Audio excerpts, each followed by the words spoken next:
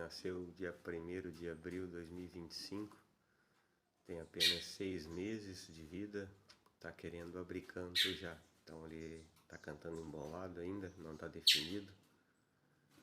Então o bicudo nessa idade geralmente ele churrilha, engrisa, né? Então olha a precocidade do passarinho.